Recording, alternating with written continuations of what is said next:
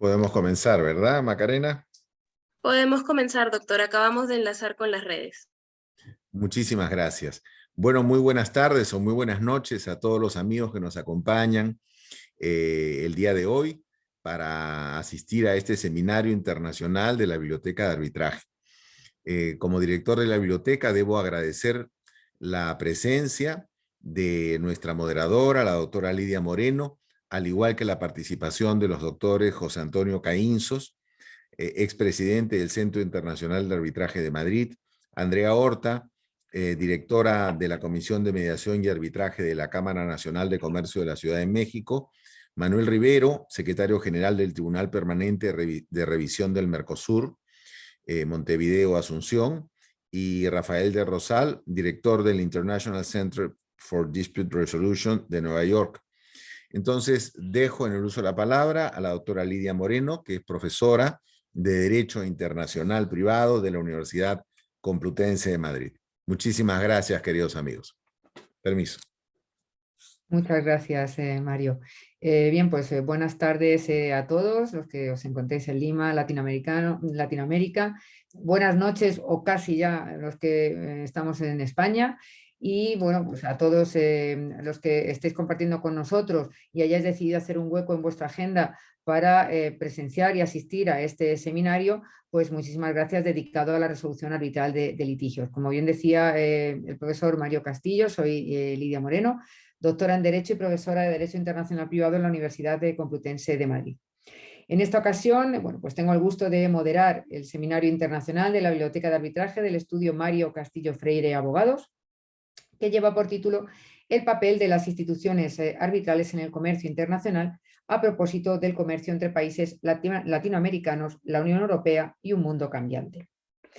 Este evento, este seminario internacional, se celebra con el apoyo, con la ayuda del Máster Executive en Práctica Arbitral Internacional del Instituto de Litigación Internacional de Barcelona, y se trata de un título de un posgrado, el Máster Executive en Práctica Arbitral Internacional. Quédense con este nombre porque les voy a hablar ahora de él y ya les adelanto que se trata de un título de especialización muy interesante, que se va a realizar online y en directo, esto es de manera síncrona, y va a ser impartido por más de 70 juristas altamente cualificados en arbitraje y materias conexas, tanto desde Madrid, París, Londres, Ginebra o Nueva York, entre otras importantes sedes del arbitraje internacional.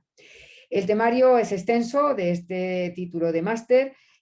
Bueno, pues desde luego con su impartición, desde luego los estudiantes que puedan cursarlo van a tener un conocimiento amplio, completo y detallado del arbitraje internacional en sus diferentes perspectivas. Además, el máster ofrece 2 becas y en breve se podrá además consultar en la web este Máster Executive en Práctica Arbitral Internacional, que podrán en esta página web, encontrar mayor información. En relación al seminario internacional que ahora nos ocupa, su duración prevista es más o menos de 1 hora, e intervendrán por orden de participación los ponentes que les voy a indicar, aunque ya el profesor Mario Castillo ha tenido ocasión de identificarlos. En primer lugar, don José Antonio Caínzos, expresidente del Centro Internacional de Arbitraje de Madrid. En segundo lugar, doña Andrea Horta, directora de la Comisión de Mediación y Arbitraje de la Cámara Nacional de Comercio de México. En tercer lugar, don Manuel Rivero, secretario general del Tribunal Permanente de Revisión del Mercosur, Montevideo, Asunción. Y por último, en cuarto lugar, don Rafael del Rosal, director del International Center for Dispute Resolution de Nueva York. Más o menos disponemos de unos 10 minutos por ponente. Si alguno pues, quiere hacer uso de menos tiempo, pero luego intervenir a posteriori para matizar o complementar su intervención, podrá hacerlo sin ningún problema. Y vamos a dar comienzo a la primera sesión con la intervención de don José Antonio Caínzos, del que realizaré un breve resumen de su trayectoria profesional. Don José Antonio es licenciado en Derecho por la Universidad de Santiago de Compostela y abogado del Estado, habiendo ocupado entre 1990 y 1994 el puesto de jefe de la Abogacía del Estado ante el Tribunal Superior de Justicia de Madrid. Fue socio responsable del Departamento de Procesal de Baker & McKenzie entre 1994 y 1998, Posteriormente, es socio responsable del Departamento de Litigación y Arbitraje de Clifford Chance en España entre 1998 y 2020. Y a partir del 2020 hasta la actualidad es fundador del despacho Caínzos, en el que trabaja como árbitro y abogado. Además, entre sus múltiples puestos ocupados, ha sido presidente del Club Español de Arbitraje, del que actualmente es presidente de honor y responsable de sus capítulos internacionales. Ha sido presidente del Centro Internacional de Arbitraje de Madrid desde su creación hasta el 31 de agosto de 2022. Ha participado en más de 180 arbitrajes como abogado y árbitro en arbitrajes ad hoc e institucionales ante las principales cortes españolas e internacionales.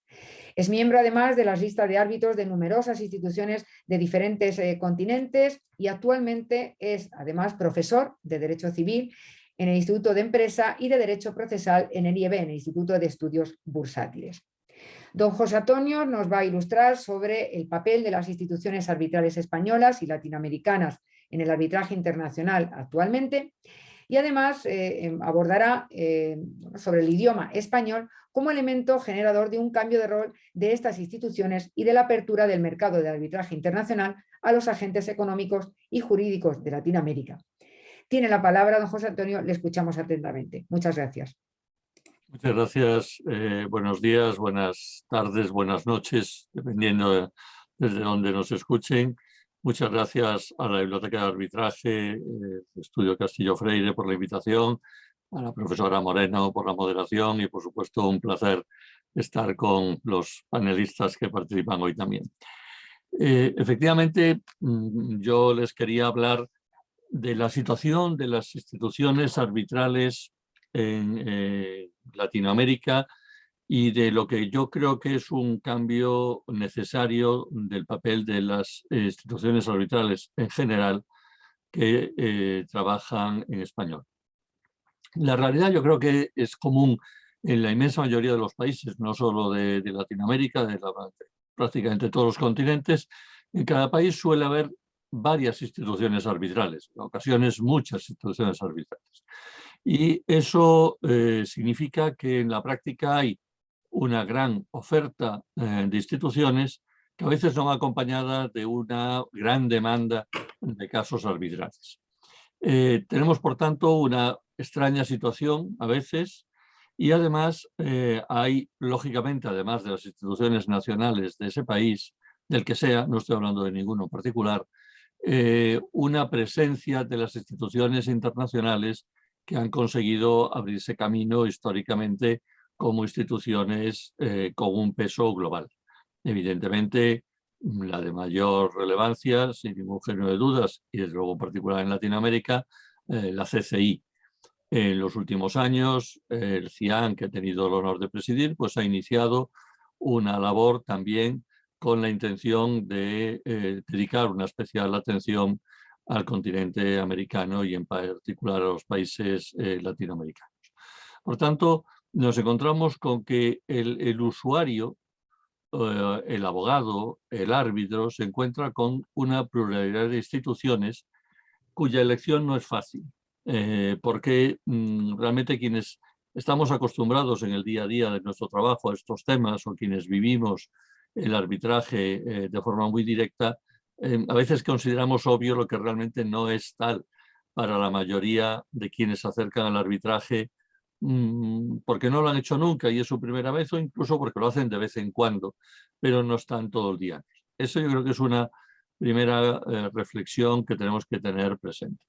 La segunda es que ya, en particular en el continente americano y en los países latinoamericanos, se produce una extraña paradoja, y es que hay una importante contribución de casos con origen en estos países, en las empresas de los países o incluso en los gobiernos de los países, pero sin embargo no hay instituciones de raigambre latinoamericana que estén normalmente trabajando a nivel internacional o que hayan adquirido al menos un peso suficiente en ese complejísimo e hipercompetitivo mercado del arbitraje internacional. Por tanto, aquí hay una segunda cuestión, a mi juicio, para valorar el por qué habiendo tantos casos que proceden de Latinoamérica, y ahí basta ver las estadísticas de las instituciones más transparentes que nos dan año a año el número de casos, el número de partes, el origen de las mismas, el número de árbitros, la ley aplicable, las sedes, etc. Eso lo podemos ver claramente en los datos de CCI, lo podemos ver también en los datos, aunque hoy por hoy muy distantes en número, obviamente, del CIAM español, etcétera, etcétera, etcétera. Y aquí tenemos que preguntarnos por qué, si hay un importante número de casos internacionales con origen en estos países, ninguna institución nacida en Latinoamérica o en los países hispanoparlantes, en particular, o lusoparlantes, ha tenido hasta ahora una relevancia extrema. Y de hecho, creo que no es infrecuente encontrarnos con casos de países latinoamericanos, con empresas involucradas en ellos, en los que el idioma del arbitraje es el inglés, la sede del arbitraje generalmente no está en el país de origen de la empresa, ni siquiera en Latinoamérica, sino que puede estar perfectamente en Estados Unidos de Norteamérica, en algunas ciudades, muy habitualmente puede ser Miami, Nueva York, etcétera, o incluso en otras ciudades europeas.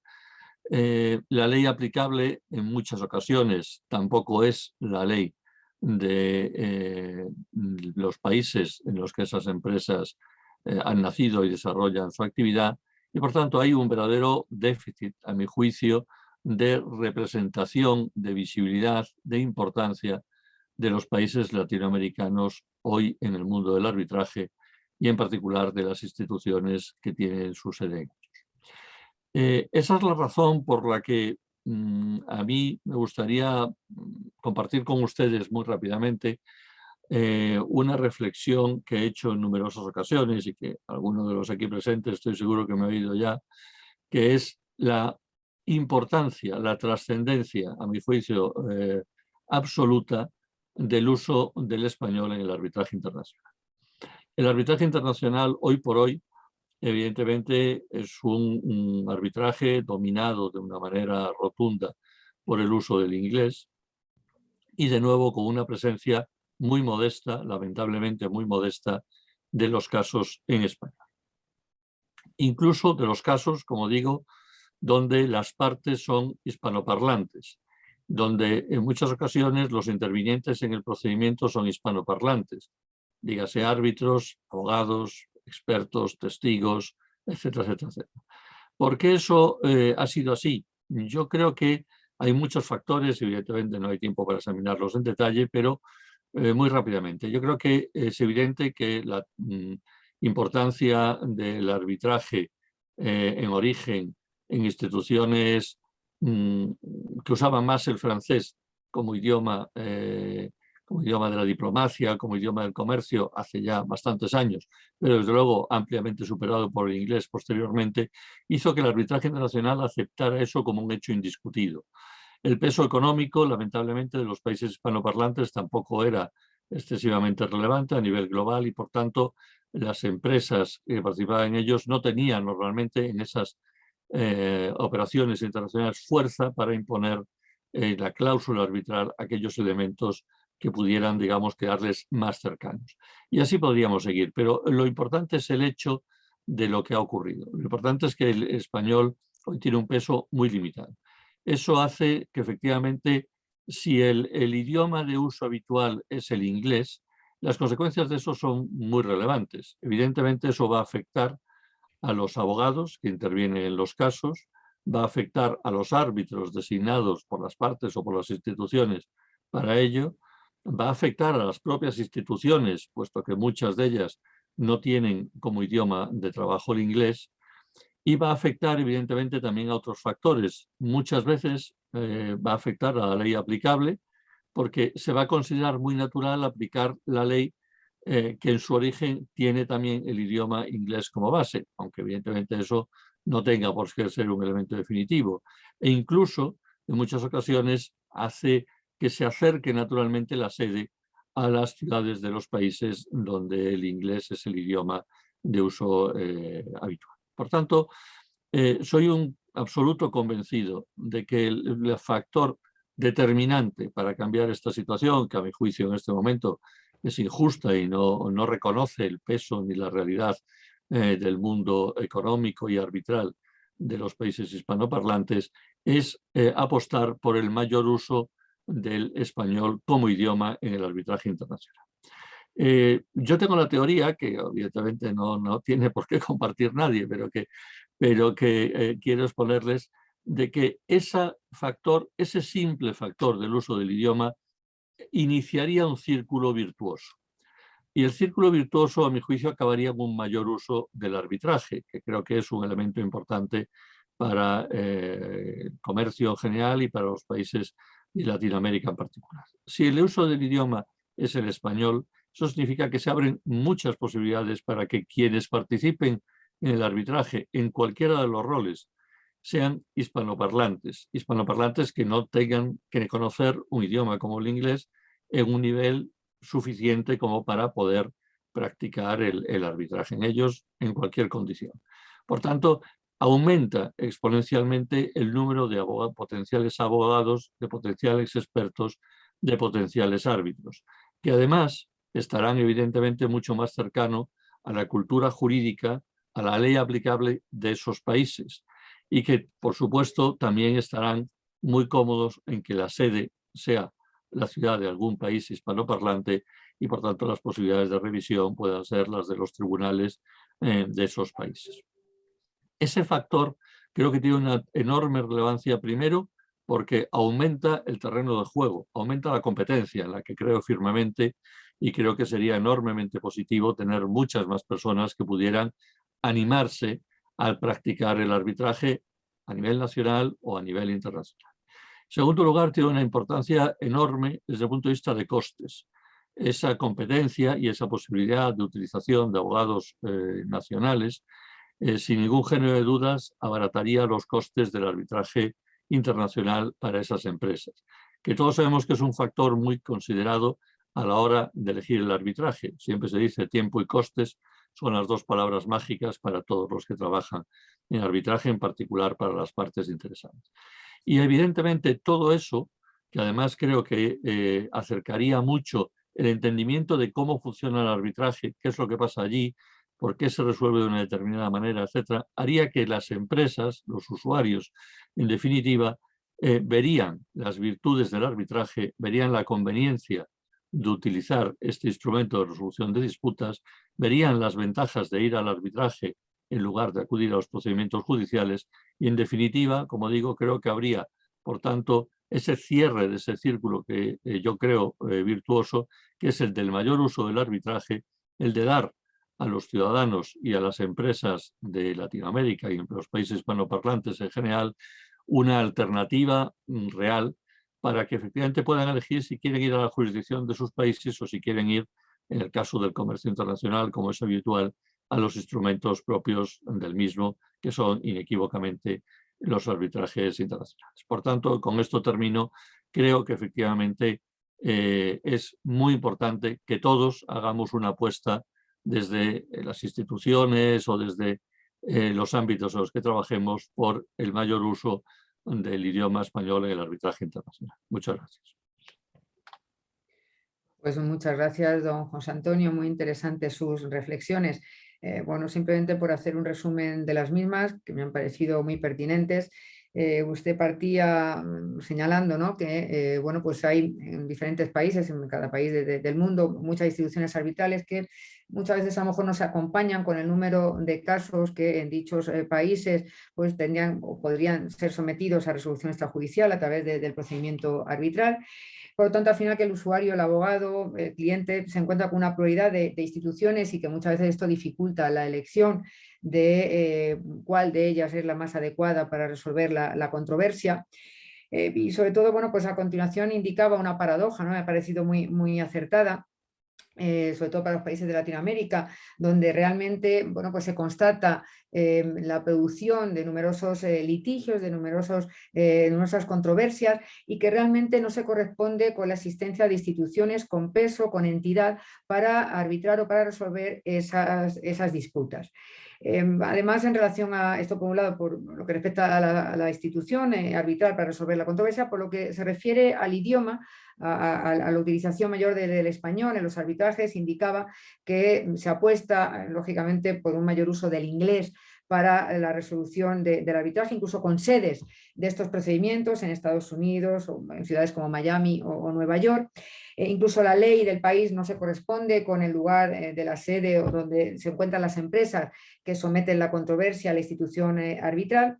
Y que, bueno, esto lógicamente contrasta con la importancia que el español debería de adquirir en el arbitraje comercial internacional. Usted señalaba algunos factores, bueno, pues como el uso del francés en un momento determinado por ser un idioma más proclive a la diplomacia, luego pues, sustituido por el inglés, y que, bueno, incluso las empresas se veían con dificultades para poder incluir la cláusula del idioma español en sus procedimientos, en sus contratos para sometimiento, en sus cláusulas compromisorias del litigio al arbitraje. Finalizaba diciendo que es un absoluto convencido, y yo la verdad es que también estaría de acuerdo con usted en apostar por el mayor uso del español en el arbitraje comercial internacional, y que este factor lógicamente potenciaría sin lugar a dudas el arbitraje como mecanismo para la resolución de litigios en controversias internacionales. Muy interesante, la verdad. Muchísimas gracias. Y vamos ahora a dar paso a la siguiente ponente, doña Andrea Horta, que es actualmente la directora de la Comisión de Mediación y Arbitraje de la Cámara Nacional de Comercio de México. Y respecto a su trayectoria profesional, bueno, pues señalaré algunos aspectos a tener en cuenta. En concreto, doña Andrea ha enfocado su práctica profesional en las áreas de resolución de disputas, infraestructura y transaccional. Actualmente es socia del despacho Ruiz Silva Abogados, y a partir de enero de 2021 bueno, pues, se dedica o asume el puesto de directora de la Comisión de Mediación y Arbitraje de la Cámara Nacional de Comercio de la Ciudad de México, a la cual pertenece desde 2014. Es miembro también del comité directivo del capítulo mexicano del Club Español del Arbitraje, también representante regional para Latinoamérica del Young International Arbitration Group, de la London Court of International Arbitration. En el 2021 se desempeñó como vicepresidenta de la Comisión de Negocios y Financiamiento de Coparmex y Metropolitano. Durante 2013 y 2014 se desempeñó como coordinadora del foro de la Cámara de Comercio de México para jóvenes árbitros. Ha participado además en arbitrajes nacionales e internacionales como abogado de parte, árbitro único, presidenta del Tribunal Arbitral, árbitro de emergencia, secretaria del Tribunal Arbitral, en arbitrajes ad hoc y arbitrajes conforme a distintos reglamentos institucionales. Es profesor además, titular de la materia de métodos de solución de controversias en la Universidad Panamericana. En concreto, ella nos va a ilustrar, su intervención va a girar en torno al impacto del arbitraje en la Cámara Nacional de Comercio de México en el comercio nacional e internacional. Tiene la palabra doña Andrea, le escuchamos atentamente. Muchas gracias. Muchas gracias, Lidia. Muchas gracias por la invitación a la Biblioteca de Arbitraje y al despacho Castillo Freire. Y Lidia, muchas gracias por la moderación. Y yo también estoy encantada de compartir este evento con mis copanelistas. Bueno, la Cámara Nacional de Comercio de la Ciudad de México es una cámara, es la más vieja, digamos, de la República Mexicana. Este año está cumpliendo los 148 años. Canaco es una institución de interés pública y lo que busca es promover y proteger los intereses de los empresarios y ser un canal de comunicación también con el gobierno. Entonces, a raíz de esto se crea el Centro de Mediación y Arbitraje de Canaco y también se crea la comisión. Y esta comisión o el centro se crea como un servicio para los propios socios de la Cámara. O sea, en la Cámara tenemos a todos los empresarios y se crea este centro como un servicio para resolver la disputa de los propios socios de la Cámara. Lo que hemos visto en la práctica es que el arbitraje canaco y ahorita les voy a platicar un poco de los tipos de arbitraje que tenemos y cómo esto ha ayudado al comercio nacional y cómo empezamos a ver, y un poco como lo decía José Antonio, empezamos a ver en Canaco ya arbitrajes internacionales donde no solo hay intereses internacionales involucrados en la disputa, sino ya partes internacionales actuando en arbitrajes Canaco, y cómo esto un poco ha, diciéndolo un poco cotidianamente, aceitado el comercio. Entonces, lo primero es, se da un servicio hacia los socios, pero no solo los socios utilizan el arbitraje Canaco, sino que terceras personas, normalmente abogados que ya conocen el arbitraje Canaco o otros usuarios que ya conocen el arbitraje, pero optan el arbitraje Canaco porque en realidad puede ser que sea más económico para resolver esta disputa y porque tenemos en específico un arbitraje de baja cuantía o un arbitraje acelerado que se utilizaba desde hace mucho y que más o menos tienes la disputa resuelta en 60 días, ha sido un incentivo para pactar los arbitrajes Canaco. Entonces, realmente, digamos, lo primero que hemos observado es que no solo es un servicio que utilizan los propios socios de la Cámara, sino que también terceros utilizan este arbitraje. Otra de las funciones de la Cámara, y que esto ha ayudado al comercio, es la capacitación que se da en materia de arbitraje. Prácticamente en México, si bien hay varias instituciones que administran arbitraje, las dos instituciones más reconocidas en México es Canaco y el Centro de Arbitraje de México, que ahorita la secretaria es Frida Altamira. Y estas dos instituciones trabajamos mucho y trabajamos de la mano porque tenemos que dar a conocer el arbitraje. En México el arbitraje no es obligatorio, el arbitraje tiene que ser pactado y hemos visto que ha habido una mejora en el conocimiento de este mecanismo alterno de solución de controversias. Originalmente ni siquiera en las universidades se daba como una materia del programa. Luego se empezó a dar como una materia optativa, lo cual evidentemente ayudó porque los estudiantes empiezan a conocer este mecanismo, evidentemente lo empiezan a dar a conocer y ahora ya lo vemos como parte de los programas de todas las universidades. Entonces, la primera función que tenemos es tratar de dar a conocer el arbitraje. Evidentemente también en México hay presencia de las grandes instituciones, está CCI, está LCIA, pero no todas las personas pueden acceder a los arbitrajes de las grandes instituciones, número uno, por el tema de dinero, y por ejemplo lo vimos en el tema de la pandemia. En el tema de la pandemia hubo un uso elevado del arbitraje ABC. Entonces, un arbitraje que se va a llevar de manera, digamos, expedita, en el que solo participa un árbitro único y evidentemente los costos son mucho menores de lo que tendrías en un arbitraje. Entonces, ahí vemos que también este mecanismo se utiliza como una herramienta en aquellos casos en que los usuarios o las partes en una relación contractual no les conviene por alguna cuestión, los costos, ya decía José Antonio, pues los costos siempre es una cuestión que las partes quieren ver y sobre todo en la pandemia vimos el tiempo del tiempo del arbitraje. En México, a raíz de la pandemia, si bien no hubo un cierre total, sí hubieron ciertos cierres en ciertos, digamos, sectores económicos. Y uno de ellos fueron en tribunales. Entonces, hagan de cuenta que se bajó la puerta de los juzgados y se quedaron empantanados, excepto para cierto tipo de disputas. Entonces, la gente que tenía temas en materia mercantil, la opción que tenían era el arbitraje. Y lo que se observó es que el arbitraje Canaco, tanto el arbitraje normal como el arbitraje ABC, empezó a ser una opción para resolver disputas, donde la gente tenía que resolver disputas, porque evidentemente teníamos un tema de la pandemia, de manera eficiente, no solo en cuanto a tiempo de costos, sino, digamos, en tiempo de lo que dura un procedimiento. También inició el arbitraje ABC porque al interior de la comisión, y la comisión, está el centro, que es el que administra las mediaciones y administra los arbitrajes, hay un secretario. Luego hay una dirección que, digamos, es como un canal de comunicación entre la Secretaría y la comisión que es integrada por distintos miembros, y tenemos miembros que incluso participan en la Corte de CCI en París. También tenemos miembros que pertenecen al Centro de Arbitraje de México, tenemos observadores judiciales.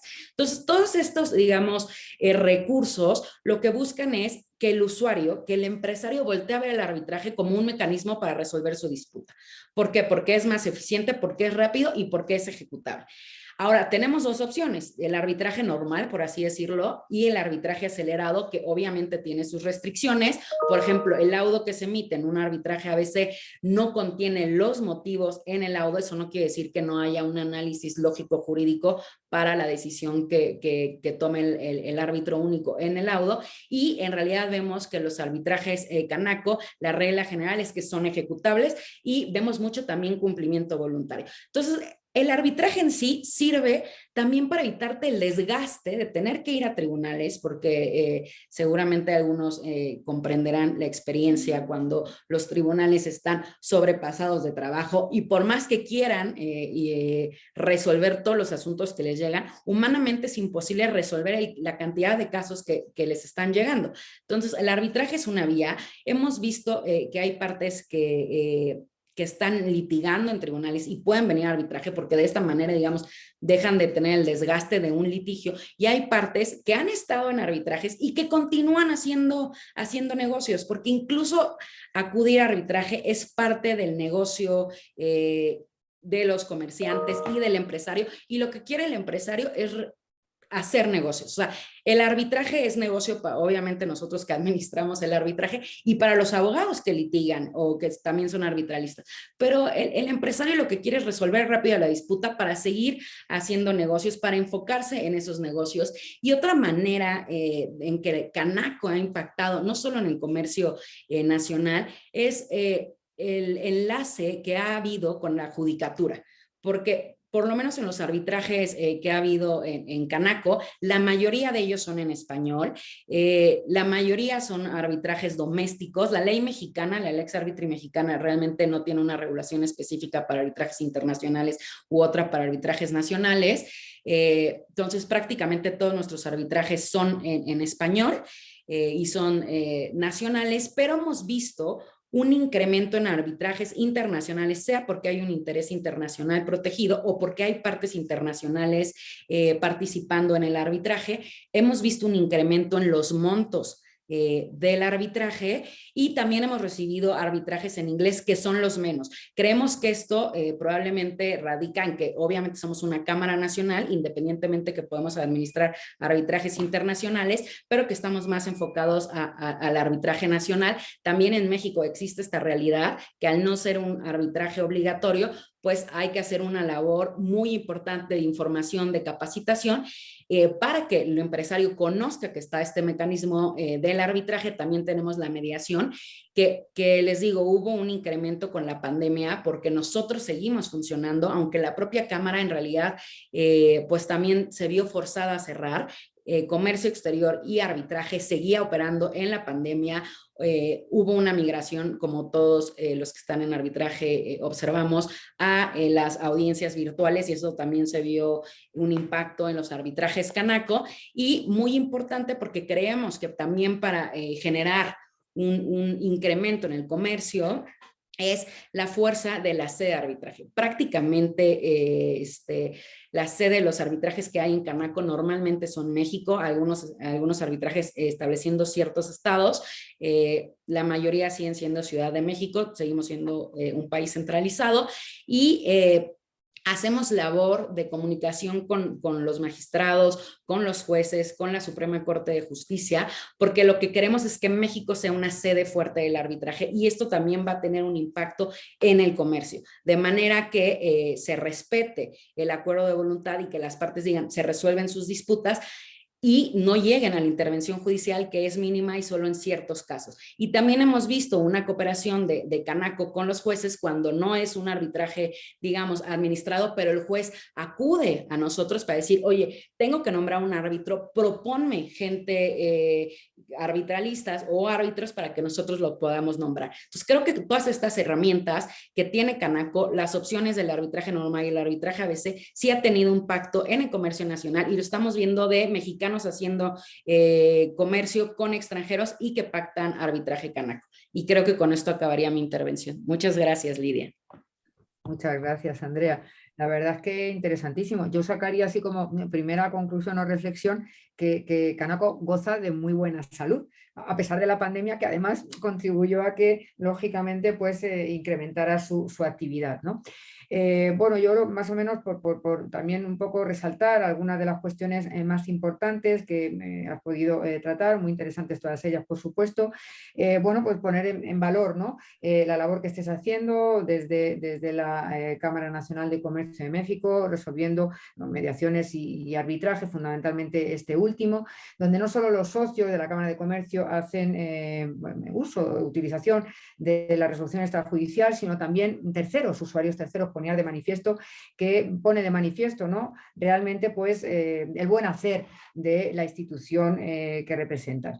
Bueno, también señalabas, ¿no?, que las universidades hace algún tiempo sí que es cierto que no incluían en sus planes de estudios estas asignaturas de resolución alternativa de litigios. Yo he de reconocer que sí que impartí hace algún tiempo esta materia, pero sí que ha llegado tarde, ¿no?, a incorporarse plenamente en todas las universidades. Afortunadamente yo creo que ahora cada vez más bueno, pues se explican estas materias y además vamos a contar con el máster Executive de Práctica Arbitral Internacional, por lo tanto vamos a cubrir el espectro perfectamente. También señalabas, ¿no?, que en principio, bueno, pues no todos los usuarios pueden acceder al arbitraje por los elevados costes que ello puede tener. Y que, bueno, pues unido a esto, la pandemia además obligó a que, lógicamente, tuvieran que hacer uso por el cierre de los juzgados en este caso, lo que contribuyó, voy a decir, no hay mal que por bien no venga, pero desde luego en este caso el mal no lo quisimos ni lo volveremos a querer. Pero bueno, al final dio lugar a que el arbitraje, lógicamente, incrementara su utilización. Señalaba ya como final de tu intervención que en Canaco, bueno, pues se constata que los laudos son todos ejecutables y además hay un cumplimiento voluntario por parte de los sujetos correspondientes. En definitiva, lo que pretenden es la resolución más rápida posible de sus controversias para hacer negocios, y además señalabas que la mayoría de los arbitrajes que resolvéis son en español, en el idioma español, que anteriormente habíamos tenido ocasión de señalar, bueno, pues que era difícil, ¿no?, que no se utilizaba esta lengua para resolver arbitrajes domésticos y que habíais observado un incremento de arbitrajes internacionales. Por lo tanto, termino diciendo, como señalaba al principio, que Canaco goza de muy buena salud en estos momentos y seguro que posteriormente también. Muchísimas gracias, doña Andrea. Pasamos ahora al siguiente ponente, don Manuel Rivero, que es secretario general del Tribunal Permanente de Revisión del Mercosur, Montevideo, Asunción. Unas pinceladas de su trayectoria profesional. Don Manuel Rivero es doctor en Derecho y Ciencias Sociales por la UDELAR, Universidad de la República de Uruguay.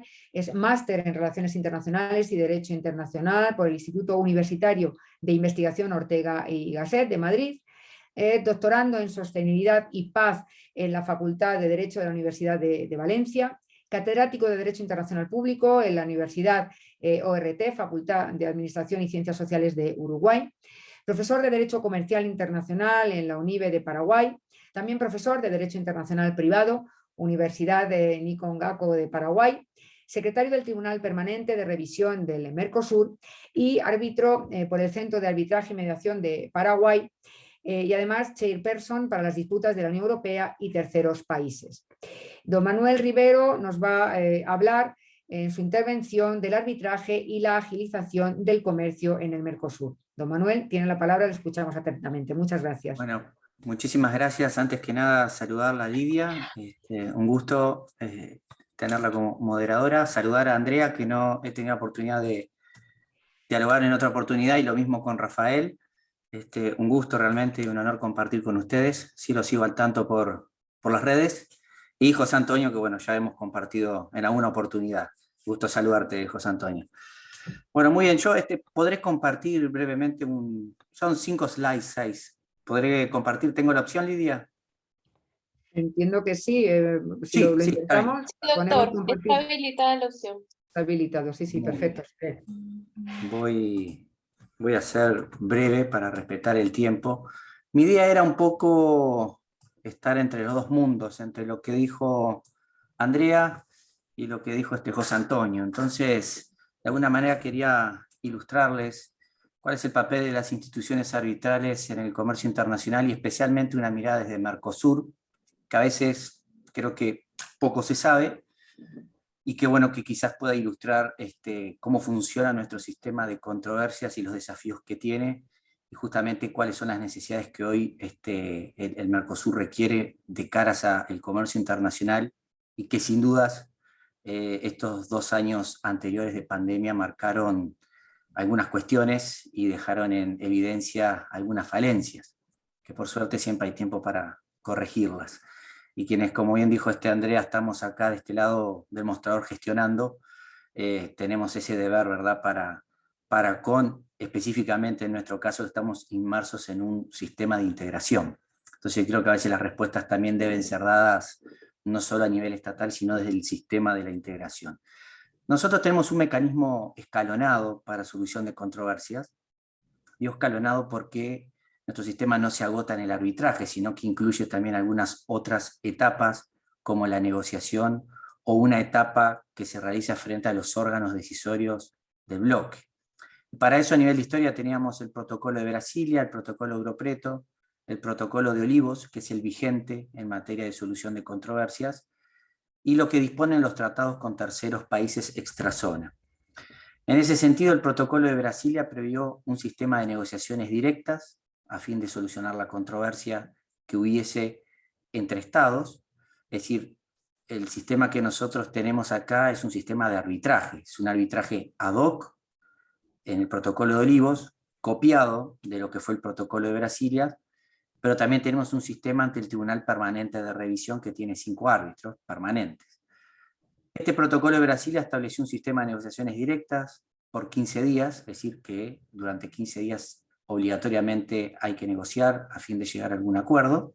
De lo contrario, hay una etapa ante el Grupo Mercado Común que finaliza con una recomendación, es una etapa un poco más política diplomática, y luego existe, bajo el protocolo de Brasilia, los tribunales ad hoc y el reclamo de particulares. Dejo un poco en stand-by esta parte porque el protocolo de Brasilia fue sustituido por el protocolo de Olivos, pero si uno hace un análisis, el protocolo de Olivos copia casi íntegramente el protocolo de Brasilia y agrega la creación del Tribunal Permanente de Revisión. El protocolo de Europreto, vigente, que es el que le da la figura institucional al Mercosur y su personería jurídica, prevé un mecanismo de reclamos de particulares. ¿Y por qué digo esto? Y por eso dije que había dejado en stand-by.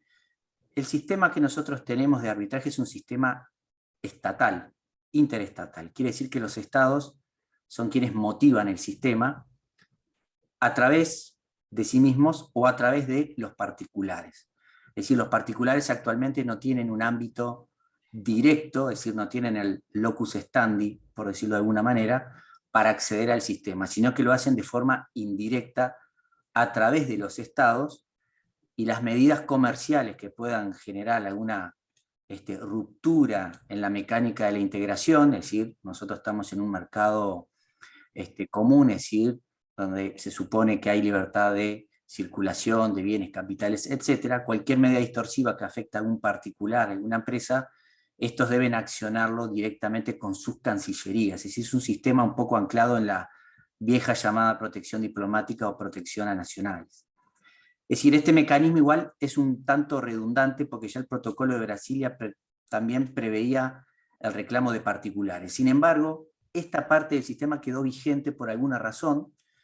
No se hizo el análisis de que el protocolo de Olivos, por lógica, debería haber derogado esta etapa, porque ya el protocolo de Olivos tiene un sistema procedimental para los particulares ante las cancillerías y un grupo de expertos, y que, bueno, después dependerá de que si se adopta una recomendación por ese grupo de expertos y los estados la siguen, pueda derivar en el arbitraje o no. El protocolo de Olivos, como les decía, mantiene un poco la estructura de Brasilia, pero incorpora la figura del Tribunal Permanente de Revisión. El Tribunal Permanente de Revisión es un tribunal permanente, tiene su sede en Asunción, hace 17 años que está operativo, y funciona en una doble instancia, es decir, si hay un tribunal ad hoc previo constituido por los estados, el Tribunal Permanente de Revisión es el órgano que puede revisar el laudo, es decir, es como una segunda instancia, o de común acuerdo por las partes, y acá debe haber consentimiento de los estados, pueden ir a una única instancia ante el TPR, es decir, que puede actuar de una única vez. En cuanto al reclamo de los particulares, se siguió la misma lógica que el protocolo de Brasilia, es decir, los particulares hoy no tienen acceso al sistema, es decir, que todas las cuestiones que tienen que ver con medidas distorsivas del comercio, antidumping, etcétera, etcétera, son dilucidadas y canalizadas a través de los estados. Esto obviamente plantea algunos inconvenientes, sobre todo porque nosotros a veces como Secretaría recibimos algunos pedidos de los particulares, porque claro, a veces al tener un sistema de solución de control y un tribunal, los particulares pretenden acceder directamente, y muchas veces tenemos problemas con las fronteras, es decir, casos en los cuales el comercio, producto de las medidas que los estados puedan tomar antes de la pandemia, durante la pandemia y post pandemia, requieren de una atención diferente.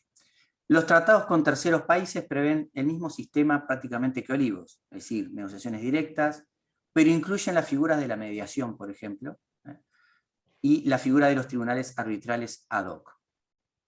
Los particulares siguen la misma lógica que el protocolo de Olivos, ¿sí? Es decir, no tienen locus standi, sino que se manifiestan a través de los estados. Y en este sentido, justamente creo que los desafíos que tiene el sistema hoy del Mercosur, en primer lugar es consolidar este sistema que garantiza, o que se supone que así lo dice el preámbulo del protocolo Olivos, garantiza la seguridad, la certeza jurídica, la interpretación y la aplicación de las normas en el sistema de integración, es garantizar el acceso de los particulares, ¿sí? Sobre todo un sistema de integración que hace 30 años que tiene existencia. Y esto obviamente a veces puede ser una cuestión de desmotivación para los particulares que no tienen desde Mercosur una institución donde poder canalizar controversias. No solo arbitraje, podría ser mediación también. Por eso creo que el siguiente desafío es la incorporación de nuevos mecanismos, sobre todo porque la época de pandemia alteró las relaciones contractuales en el bloque, muchos incumplimientos que a veces terminaban canalizándose por la vía judicial o por cláusulas de arbitraje extrarregión, es decir, al no tener los particulares un sistema donde poder resolver sus disputas, desde el Mercosur obviamente que tuvieron que recurrir a otros mecanismos. Tampoco tenemos la mediación, conciliación o los dispute boards, que sí que hoy en día el desafío que tiene el bloque para un protocolo de Olivos que es del año 2002, pero que luego de 20 años claramente requiere de ciertas modificaciones. Esto creo que ayudaría además a consolidar el respeto a la regla de derecho, o el Estado de Derecho a través de estos mecanismos. Obviamente que para el Mercosur la democracia es un elemento primordial, pero debe ser fortalecido también a través del uso de su sistema, llamémosle judicial, que es un poco sui generis porque no se le llama corte judicial, sino tribunal permanente de revisión, que se asemeja más a lo que es el arbitraje y su procedimiento arbitral es una prueba de ello. Esto daría como resultado una cultura de paz, de transparencia y de democracia. Ayudaría también a disponer una jurisprudencia clara en materia de temas comerciales, que a veces también no está tan establecida, y esto ayudaría un poco a confirmar sus principios y al interior de los estados. Y sin ninguna duda que favorecería de alguna manera la confianza de los inversores y los operadores comerciales disponer de tribunales específicos. Por ejemplo, nosotros tenemos un protocolo de facilitación de inversiones que también recurre a una figura similar al protocolo de Olivos, es decir, el inversor no puede accionar directamente a los reclamos, sino que lo tiene que hacer a través de sus cancillerías. Y creo que este es un desafío que tiene hoy el bloque de garantizar a nivel comercial mecanismos y oportunidades para que los operadores del día a día puedan tener justamente un lugar donde poder ventilar sus problemas, que además para el bloque es importante saber cuáles son esos inconvenientes, porque como les decía, muchas veces se resuelven por la vía de la negociación, sin saber realmente cuáles son las reglas de esas resoluciones a las que se arriban. Entonces creo que en materia de comercio hoy el Mercosur tiene un desafío importante, y sobre todo porque tenemos acuerdos en pie con la Unión Europea, con el EFTA y con algunos otros países que también han comenzado a hacer mella en estos aspectos que les acabo un poco de mencionar. Y yo creo que con esto, Lidia, estoy casi respetando en tiempo y forma mi intervención. Así que te agradezco por estos minutos, un gusto, y bueno, me quedo por aquí a escuchar a Rafael. Gracias, Lidia. Muchísimas gracias, don Manuel. interesantísima también sus reflexiones relativas al Mercosur y bueno, al sistema de resolución de controversias, que como señalaba es un mecanismo escalonado, el que se establece al respecto, regulado por diferentes protocolos, actualmente vigente el de Europreto, y bueno, donde hay diferentes momentos, donde hay unas negociaciones directas, donde bueno, luego hay un grupo de mercado común que establece un intento de resolver la controversia por vía más diplomática. Si no hay solución del problema, se pasaría a los tribunales arbitrales, se adopta una posibilidad de revisión a este respecto.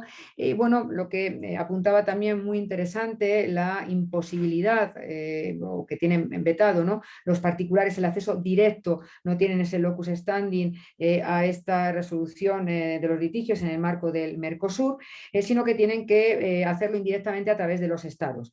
En esta línea, usted, claro, señalaba para finalizar su intervención qué desafíos, bueno, a qué necesidades de cambio se enfrenta este sistema del Mercosur, y señalaba como primera mención, bueno, pues lógicamente implantar o consolidar un sistema que cuente con la participación directa de los particulares, incluso o inclusive incorporando nuevos mecanismos, además de los señalados anteriormente, que ya están vigentes, como la mediación, la conciliación o los dispute boards, o que lógicamente esto va a contribuir a promover, a promocionar, a implantar en última instancia la regla de derecho, el Estado de Derecho, a través de estos mecanismos lógicamente procesales de resolución extrajudicial.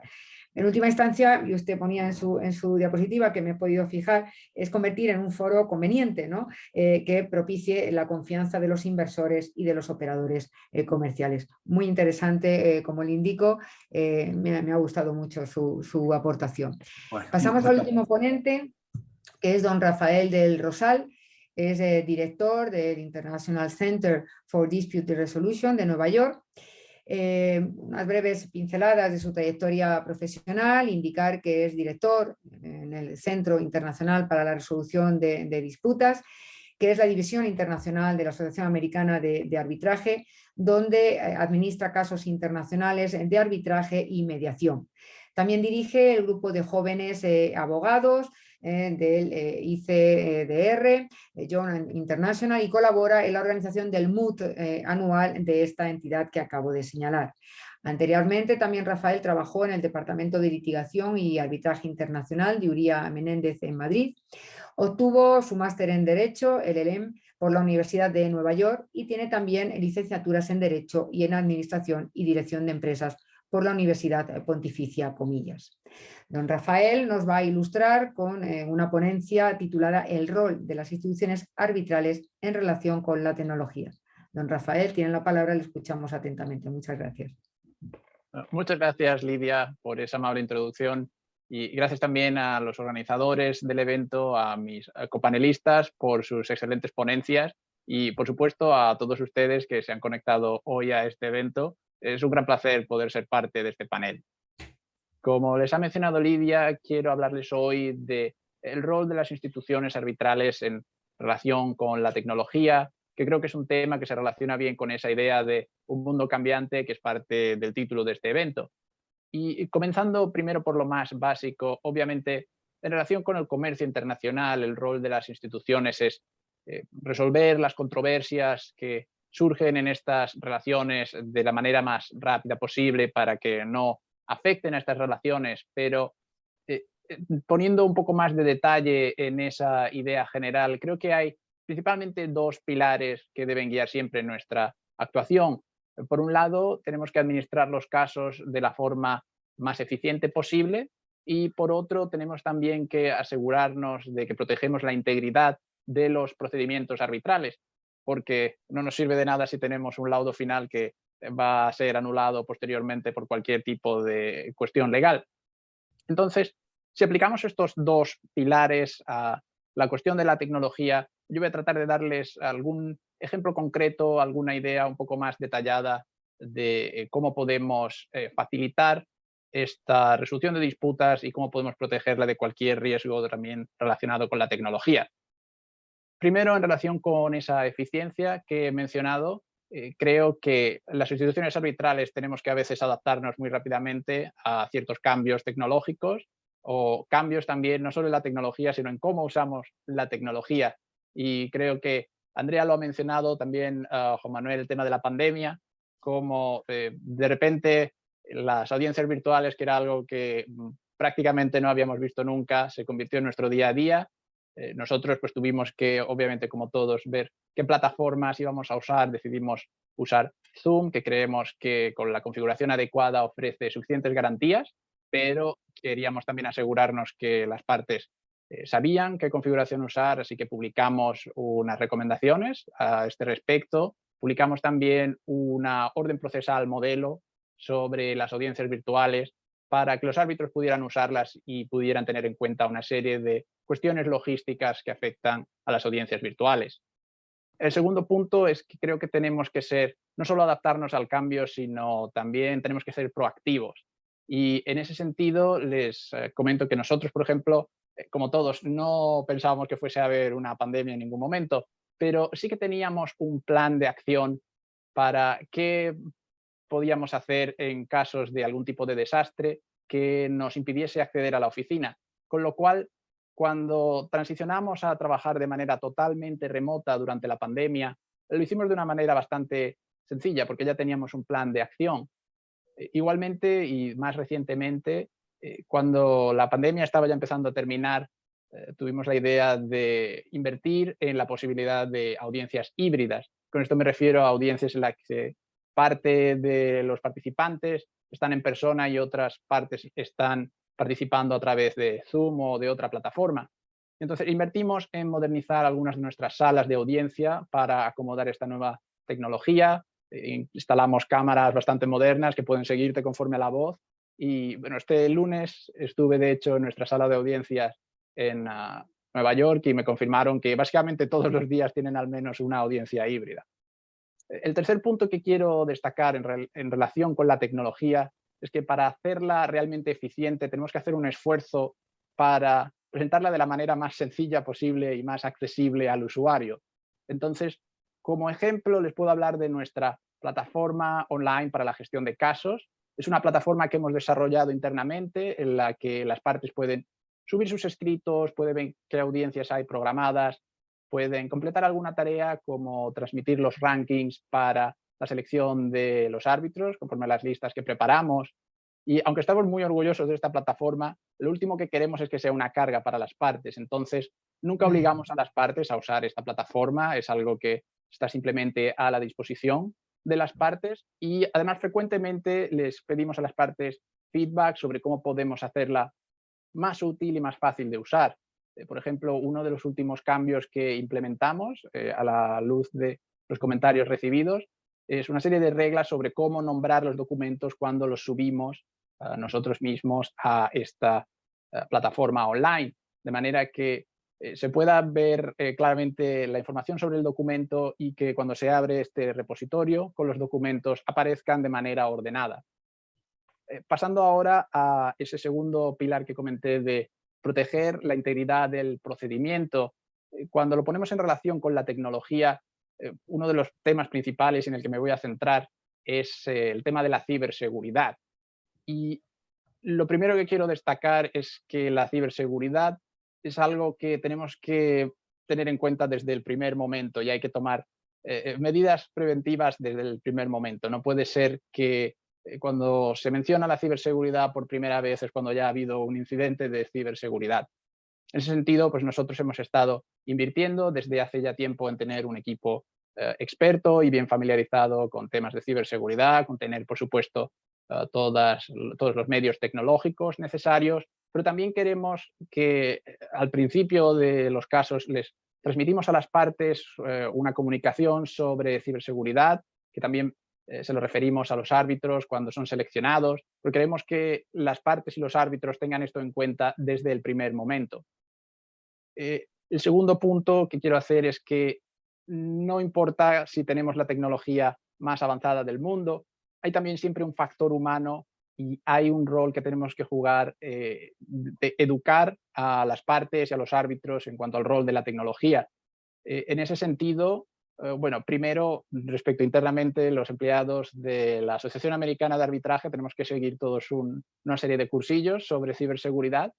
Los árbitros, para unirse a nuestros listados de árbitros, tienen que completar también un cursillo sobre ciberseguridad, y además cuando tratamos estos temas con las partes en esa primera comunicación o cuando se lo mencionamos a los árbitros por primera vez, les transmitimos un listado de mejores prácticas con algunas sugerencias de temas que se pueden tratar durante la primera audiencia procesal.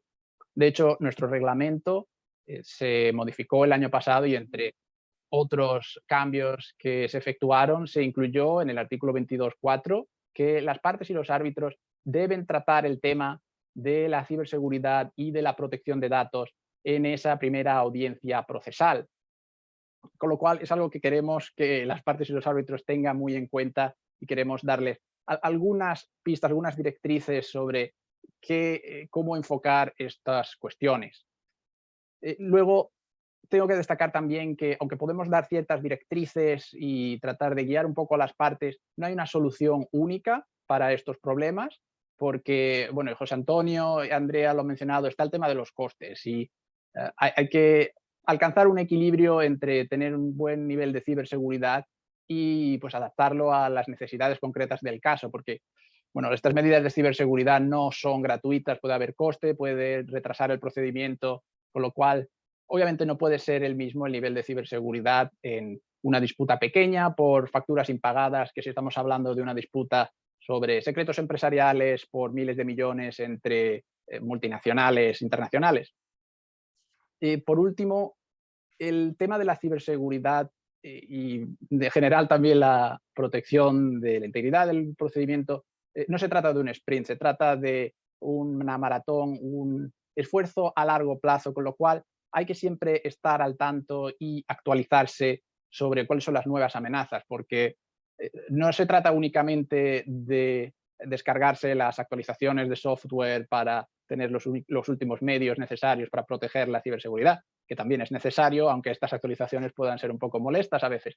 Se trata también de estar al tanto de cuáles son las últimas estrategias que los cibercriminales pueden seguir. Es decir, al principio, pues, cuando yo oí hablar de ciberseguridad, se hablaba mucho del phishing, cuando eran emails que se dirigían a un gran número de personas a ver quién hacía clic en el link y le instalaban entonces algún malware, pero por lo visto los cibercriminales se han hecho más sofisticados. A veces hay un tema de ingeniería social, te miran en LinkedIn, ven quién es tu jefe en LinkedIn y preparan un email fingiendo que son tu jefe, usando información que está disponible públicamente.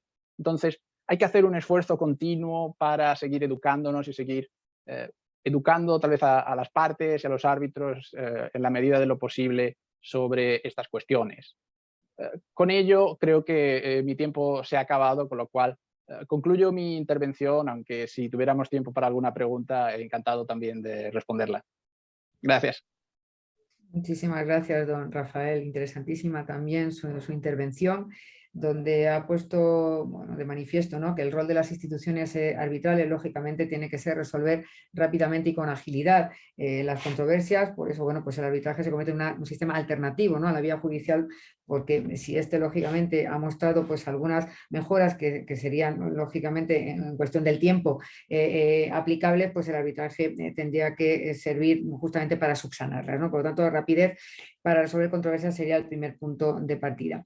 Al mismo tiempo, ha señalado que esta agilidad tiene que verse correspondida con la eficiencia en la administración de los casos y la integridad, ¿no?, a la hora de desarrollar los procedimientos arbitrales. Todo ello, esta eficiencia y esa integridad, para conseguir resolver rápidamente las controversias, se vincula con la tecnología, poniendo esta de manifiesto, bueno, pues algunas dificultades o problemas que puede plantear en su utilización, ¿no? Hablaba en último término de la ciberseguridad, tema importantísimo, y de problemas. El último ejemplo que ponía de manifiesto, ¿no?, el envío. La verdad es que yo ya estaba tomando nota, digo que si esto me pasa, tengo que tenerlo en cuenta para manejarlo adecuadamente, del envío de un mensaje suplantando la personalidad responsabilidad, ¿no? de un trabajador a su jefe, bueno, pues esto la verdad es que son problemas que hay que tratarlos con mucho cuidado. En cualquier caso, bueno, pues señalaba, ¿no? que desde el lugar donde este se desempeña en su actividad profesional habían llevado a cabo mejoras importantes para adaptarse a estos cambios tecnológicos, ¿no? Como también aludía a la pandemia, como audiencias virtuales, utilización de la plataforma Zoom. Bueno, es una serie de recomendaciones o documentos para el manejo online o digital de estos procedimientos arbitrales. Incluso hablaba de una orden procesal modelo para los árbitros, ¿no? que tuvieran en cuenta cómo desarrollar esas audiencias virtuales de manera adecuada. Bueno, y que se mostraban proactivos para seguir implementando mejoras a este respecto, hasta tal punto que una vez finalizada la pandemia se habían quedado, ¿no? Yo entiendo que por lo beneficioso que había sido con esas audiencias híbridas que señalaba y que ponía de manifiesto más que cada día o todos los días una como mínimo era de estas características en formato híbrido. La verdad es que muy interesante y a tener en cuenta todos los aspectos que nos ha señalado en su intervención. Bueno, yo creo que la hora que ya estaba un poquito controlando las intervenciones, la verdad es que todos han estado fantásticos y han cumplido perfectamente porque he estado con el cronómetro, con el tiempo establecido al respecto, pero bueno, ya son las 21:05 aquí en España, nos habíamos pasado 5 minutos del tiempo establecido y creo, bueno, pues que para terminar con las intervenciones, agradecer, como no podría ser de otra manera, las intervenciones de todos los ponentes. Creo que han puesto en manifiesto temas interesantísimos y señalado aspectos de mucha actualidad en materia del arbitraje comercial internacional. Por supuesto, también agradecer la hospitalidad del estudio Mario Castillo Freire en este seminario internacional de la Biblioteca de Arbitraje. Y ya para cerrar esta sesión, no me quiero marchar sin recordar, como iniciaba al principio, bueno, pues que tengan en cuenta este Máster Executive en Práctica Arbitral Internacional que se pondrá en funcionamiento en breve, que será online y en directo, de manera síncrona. Volvemos a la tecnología con la que terminábamos y continuamos con las palabras que estoy indicando ahora sobre este título de posgrado. Máster Executive en Práctica Arbitral Internacional, que será impartido por más de 70 juristas altamente cualificados en arbitraje y materias conexas, tanto situados sus ponentes en Madrid, en París, Londres, Ginebra o Nueva York, entre otras importantes sedes del arbitraje internacional.